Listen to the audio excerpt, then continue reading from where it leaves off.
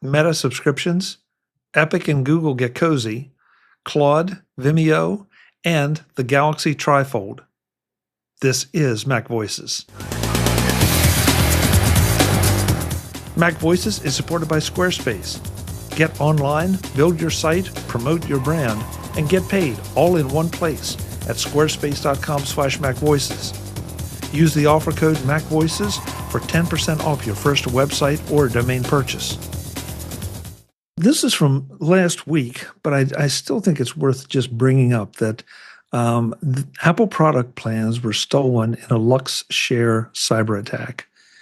And I've seen a couple things since then that there are, but no corroborating articles that there have been some demands made to get the stuff back or basically to ransom it.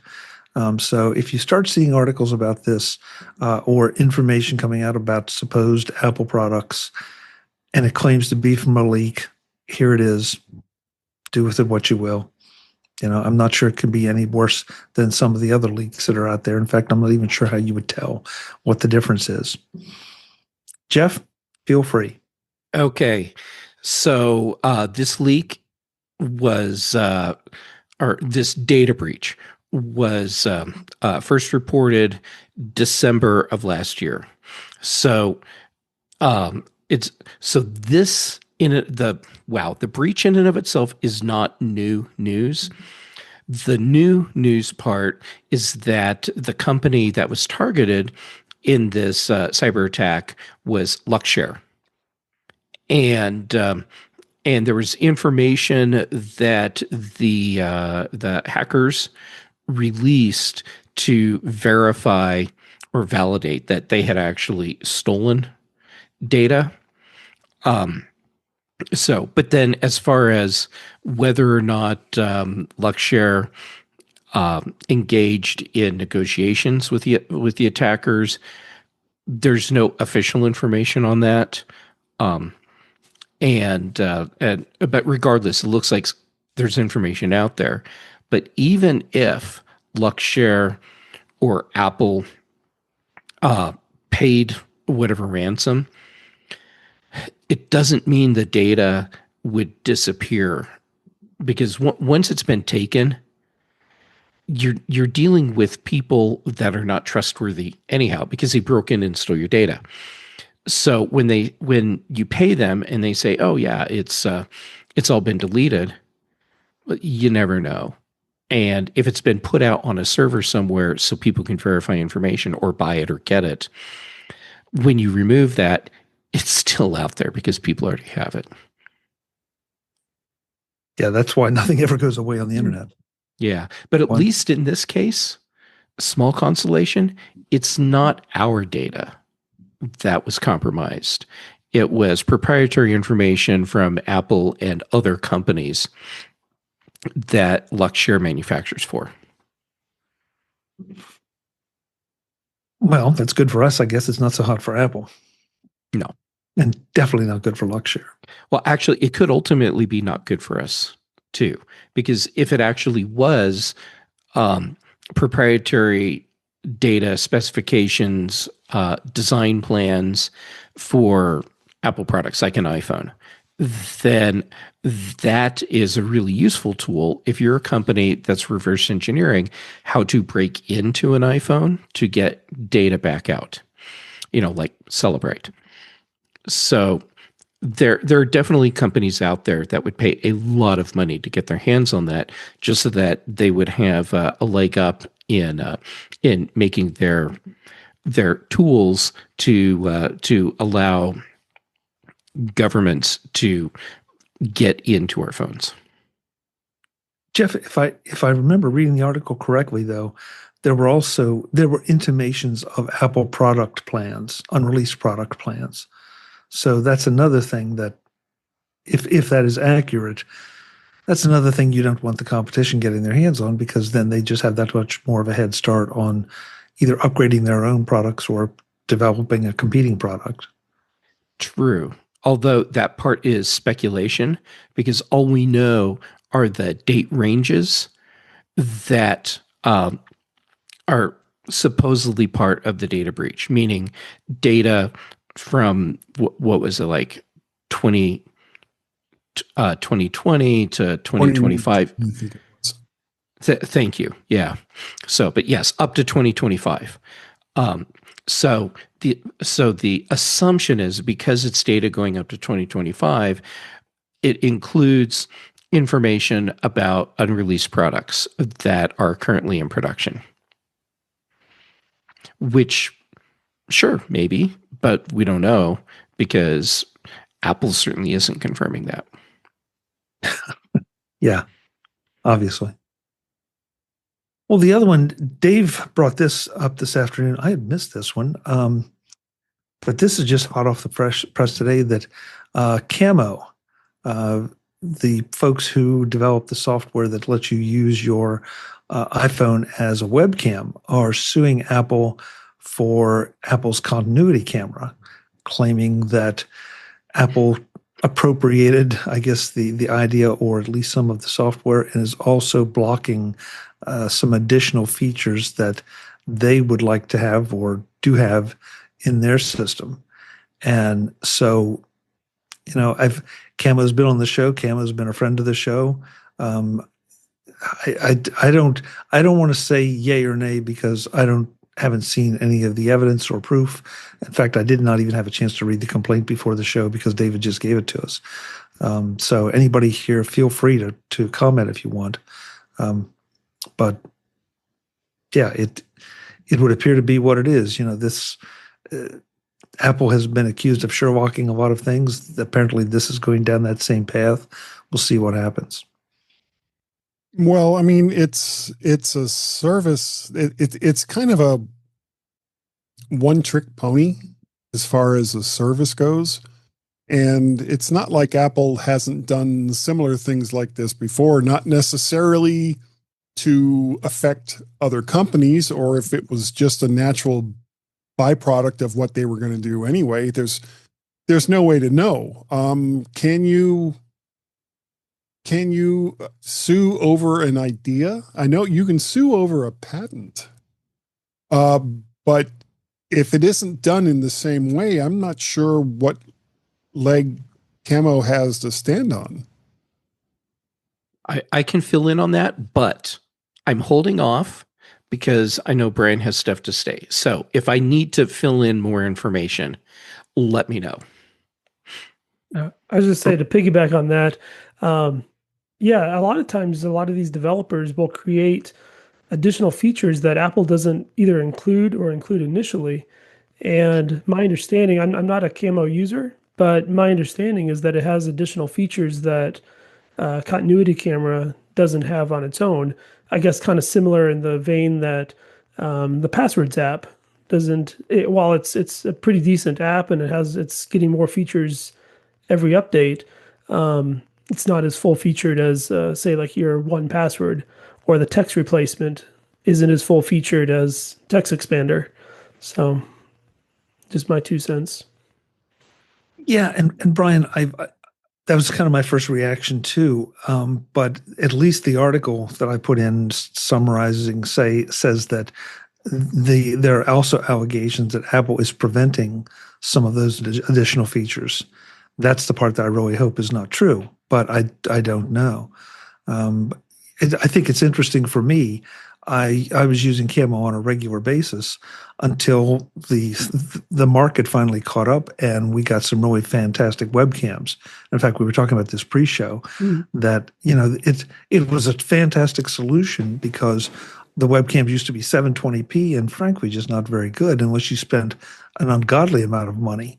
And then the market caught up, and we all got much better webcams. And so having Camo was a nice backup, but it wasn't something that I regularly used, because that meant that while it was my webcam, I couldn't use it as my phone. So, there you go. But, it'll be interesting to see how this goes. Dave, you want in? Yeah. Thanks. So, I mean, you interviewed Aiden years ago when you saw him at, I think was at CES or somewhere else, but you've had him on the show, and that's what you got me attracted to Camo, and I signed up. I went with a lifetime subscription, which I think was fair, and I really enjoyed using it. And he has really evolved with the product. And I mean, I've been looking at it lately now and just seeing what some of the really neat features they've added and stuff. But and I was using, like basic cameras, like you said, other webcams besides what we all got hooked on the 360 Link 2. It's just hard to resist, and I'm sad that I don't use it as much, but it's just hard to resist using Insta360 software because it does work really well. And I mean, I use it not only personally, I use it at work too.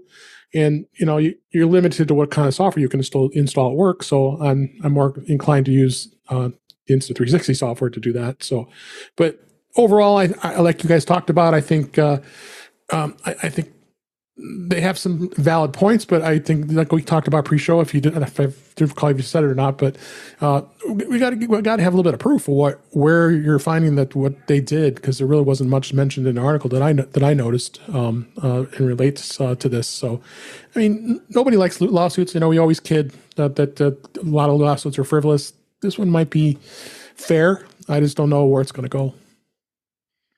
That's it. And, I wouldn't expect this article to have that. And they, right. to their credit, they did publish the complaint. So you can go in there if you want and look at all the allegations.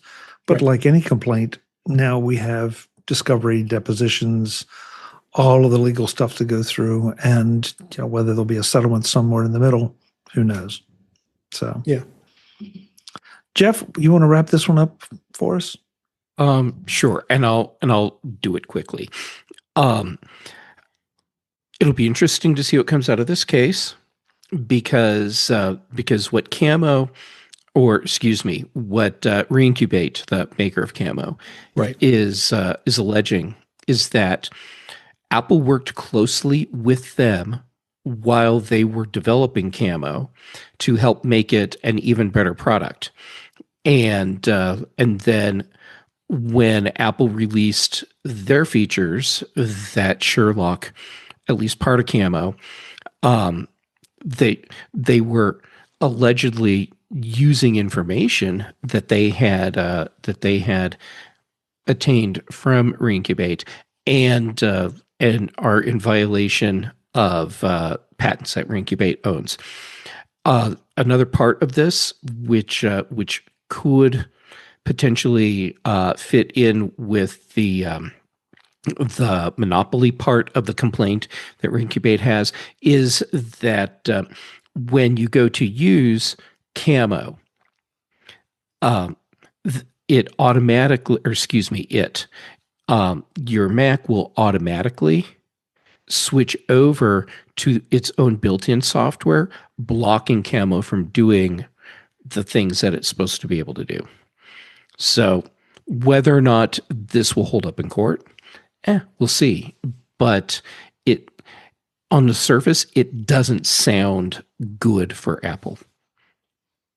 Right. And go ahead, Jim. I'm sure this wasn't done frivolously. First of all, obviously, it's expensive. Second, this is really burning bridges with Apple. The lawsuit apparently is asking for an injunction because Apple normally says, if you sue us, we will cancel your developer agreement. So this is basically an existential bet, I think, on Aiden's part. And I think this is maybe just one person, or it's a very small company. So, he's either going to wind up winning or he's not going to have any business at all. Yeah. So we shall see. I have an idea we'll be talking about this for quite some time. This edition of Mac Voices is brought to you by Squarespace. If you've ever put off updating your website or even creating a new one because you thought it would take too long, cost too much, or require a developer, Squarespace changes that equation completely. Their platform is built for ease of customization, so you can start with a professionally designed template and make it truly yours in just a few clicks. Colors, fonts, layouts, images, everything is adjustable with intuitive visual controls. You see your changes in real time, so there's no guessing how it will look when you hit publish. Need to swap out a homepage banner? Add a new podcast episode? Update your About page or post a blog entry? It's all point and click simple. Even better, updates don't break your design. Squarespace keeps your site looking polished and consistent, whether you're adding one line of text or launching a brand new section. I've built a number of websites on Squarespace for business and for myself.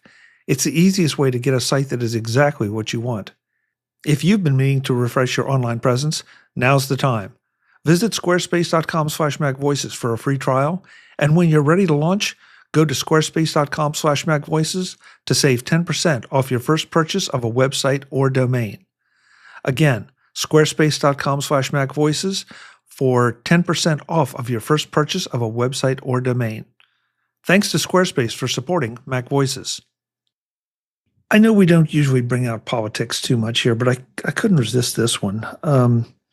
Apparently, Utah State Senator Kirk Cullimore, hope I pronounced it right, has nothing better to do because he has introduced a bill into law for Utah to make Android the state's official mobile operating system. Clearly, there's not much happening. This is not politics. Utah. This is comedy. Well, That's good. yeah, I like that, Jim. that's kind of it, Jim. Yeah. Do they have a bunch of plants there or something? I mean, I can see sometimes state senators are trying to tip their hat to companies that do a lot for the state or something like that. But this just seems like I don't like green bubbles or I don't like blue bubbles kind of argument. I Jeez. A report states that Cullimore joked that his Android bill is about discrimination from iPhone users who complain that text messages from him appear in green bubbles rather than blue. So Senator Cullimore, we'd love to have you come on here and defend your position, but be aware that you'll probably be eviscerated when you get here. Yes. Unbelievable. They want it to be a state symbol. Did you read that? Yeah. It's. Oh my gosh! You can't make some of this stuff up. You really can't. Jeff, this one I want to throw it open to everybody, but Jeff in particular, because this is sort of where he is. Pantone just made a color matching starter kit for only $99. Now, I'll let you comment on that, but I want to. The thing that went through my mind is some of our previous discussions about affinity and some of the close to pro level or pro level tools becoming more accessible to so many of us. And I felt like this might have some relationship to Pantone doing this, that now we have a color matching system. Yes, it's very limited. Okay, that's fine. But it's also very affordable compared to just about anything else Pantone does. Mm-hmm. And it feels like this is, again, that the pro level stuff and the pro level aspect of things is coming down to closer to the average user. Fair, or am I just grasping at straws? No, I think that's fair. And actually, I think Pantone doing this, it's a really smart idea. One of the big complaints about Pantone for people that are like getting into art school, or they're getting into printing and publishing and graphic design, and maybe as a freelancer, is that the cost to get into having like Pantone swatch books, it's really expensive. And if you're in the design world in any way, like professionally, you do need to have Pantone swatches available to you, because that's your industry standard right there. So for those people that don't know, Pantone, they release color charts, swatch books that tell you how to create an exact color. And so when you decide you want to have business cards printed, for those old people, you want to know that the colors that you have are exactly the colors that match your brand. And those colors are selected through your Pantone swatch books or your designer's swatch books or your printer swatch books. And that's been a cost prohibitive problem. And a lot of people will work with like really old books simply because they can't afford to get something new, and then they end up with light damage and they're not accurate and just down the line. So making this as a resource for people that can't afford the regular Pantone swatch books, or people that are like going to school and wouldn't be able to afford them. There you go. This is a really great resource. And I think it's a good learning tool as well, because instead of just being, here are the current colors, it's here are current colors, some, but this is a selection of very popular colors, and not just current popular colors, but colors going back through time. And so you have this resource where you can look at color trends and pick out current colors, past color, whatever. It's a really great tool for that. And the fact that they give it to you in a canister that you drop the book in, put the lid on, and now it's light proof, that's brilliant, because a lot of people will ruin their Pantone color guides because they're not keeping them out of direct light when they're not using them. And light will impact them, and the colors will fade or change.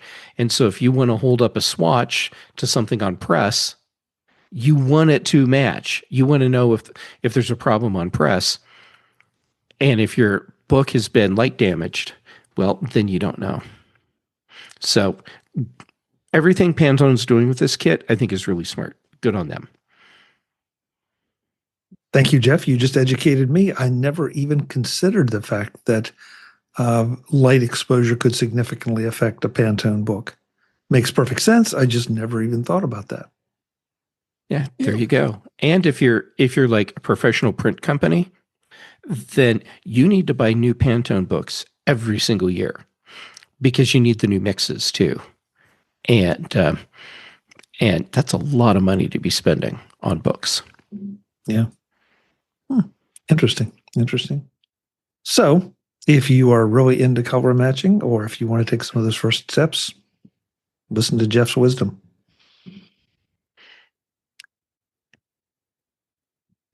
Marty had to step away for a minute, but I wanted to turn to Marty, Brian, and Norbert on this one, because I have some mixed feelings about this. That Adobe Acrobat can now generate presentations and audio podcasts from your documents. Okay, so I'm going to take the first one, then I'll let you guys unload. But I'm kind of disturbed by the audio podcasts thing, because these are not podcasts. These are not uploaded automatically so that you can share them. It's just basically creating an audio file. So I personally am getting a little tired of people just saying, oh, I'm publishing this as a podcast, and yet you haven't placed it in an RSS feed. You don't have the provisions to download it automatically or subscribe to it. So maybe I'm splitting hairs, and if I am, I'm sorry. But it just seems like the vernacular is becoming clouded.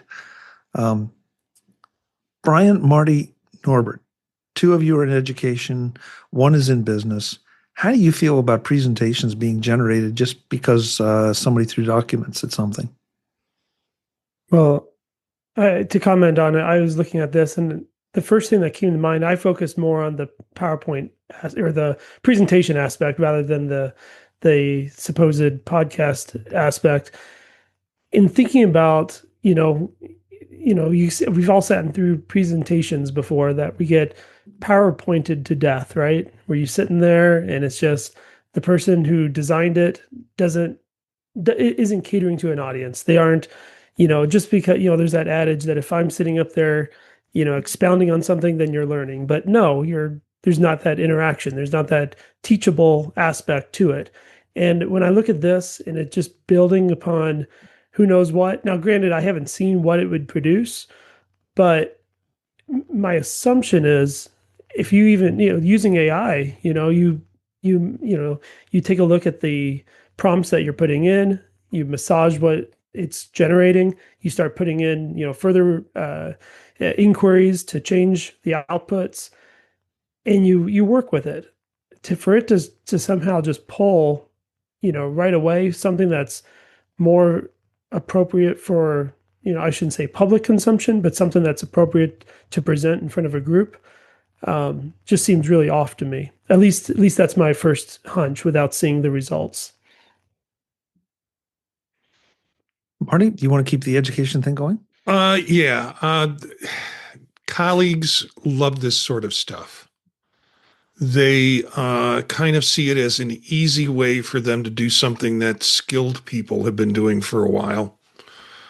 There's one app, I was trying to find the name of it, but it's an app where you can basically dump your PowerPoints in there and it will generate a conversational podcast where it's like, hey, Frank, let's talk about neurobiology. Oh, it's one of my favorite subjects. Now, and it basically turns your PowerPoint into an audio conversation, and the people are so damn chipper. It's, and they're excited about the most irrelevant stuff. But the attempt there is to keep people interested in what might not be an interesting subject. This is, it's right here, Notebook LM. It's in the article. That's the one I was talking about. Whenever I give a presentation on AI or when I give a presentation even on podcasts, people will say, hey, have you tried Notebook LM? It's like, no, thank you. But there are people who will soak this up. I don't know how many people want to listen to it, but there'll be a lot of people who think I'm producing something here. I'm producing media content. I'm going to push back on you a little bit, Marty. I've never really used that Notebook LLM, but nearly a year ago, somebody sent me one about an astronomy subject, and I was blown away because it was really good, and I enjoyed and was very informed by listening to it. Okay, that's an interesting perspective, Jim. Because you're saying I'm interpreting this as you saying that the presentation you found better than maybe just a bunch of PowerPoints or documents. Well, I was really shocked that it was something that was generated by an AI. And I'm not an AI proponent. I don't have a Chat GPT account. I don't really use this stuff. But it was like, dang, this was really, it didn't feel like something that was, this sucks. It was like, oh, that was actually really good. And that was like 8 or 9 months ago. Okay. Norbert, you're in a business background as opposed to educational. Do you have a reaction to this as someone who might be either a recipient or have a colleague using it? I think that there is a huge pot of spaghetti at Adobe right now, and they're just throwing it on the wall to see what sticks. For me, this is complete and total junk.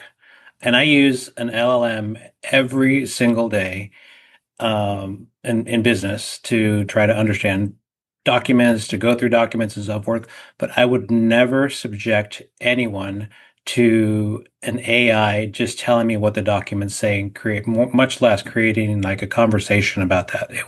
It's useless for me in my point. I give it a big thumbs down. The most important thing is the connection with the people, and this actually builds no connection. I learn better when I can interact with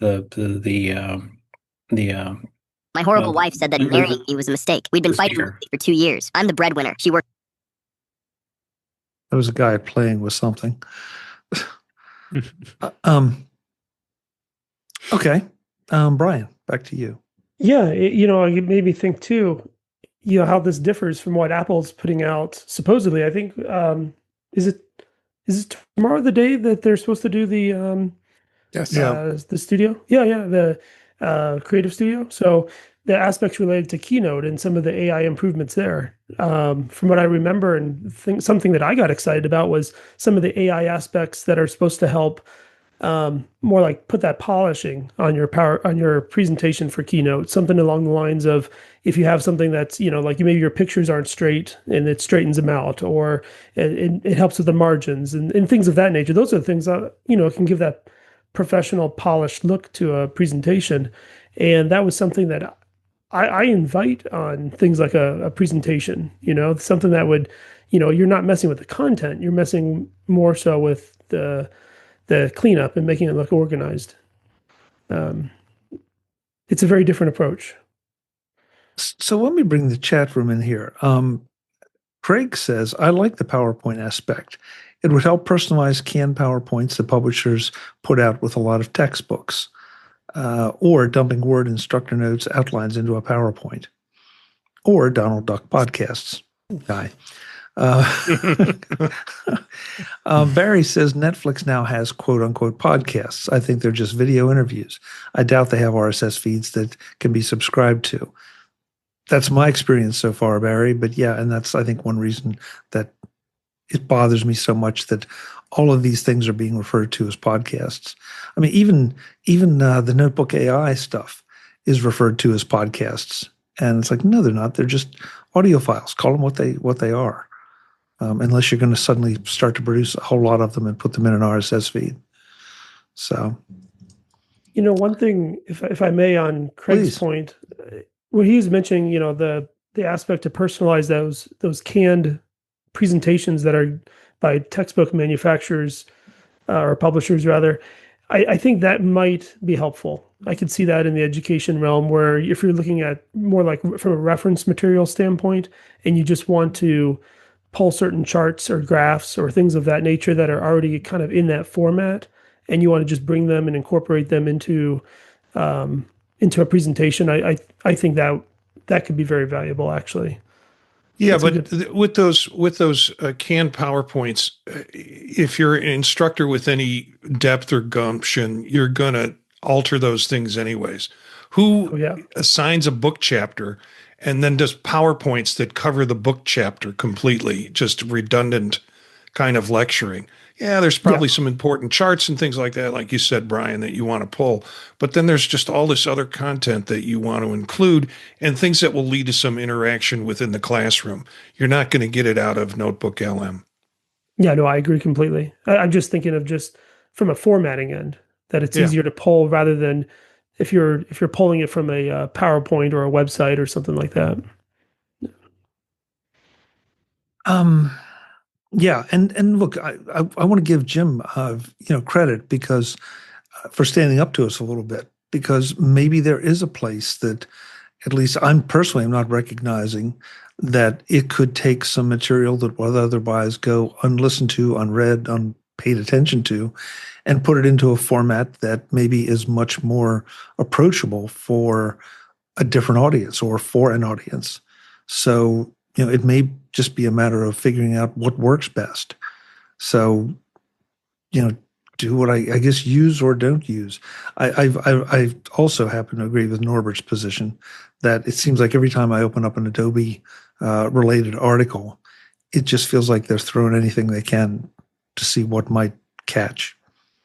Yeah, I mean, we kind of already do that in some ways with, if you think of books on tape or abridged books on tape, they're taking what was a one medium and then chopping it up, making it more digestible and putting it out as an audio medium for folks. So yeah, to each his own. Yeah, that's a real good point, Marty. But then just call it an audio essay or something. Yeah. So visit MacVoices.com for show notes and to connect with Chuck on social media. Get involved in our Facebook group or like our Facebook page, and get more out of your Apple tech with MacVoices Magazine, free on Flipboard and on the web. And if you find value in it all, consider supporting us through either our Patreon campaign at patreon.com/MacVoices, or by making a one-time donation via the PayPal link on our front page and in the show notes of each episode. You will join these fine people who help bring you Mac Voices.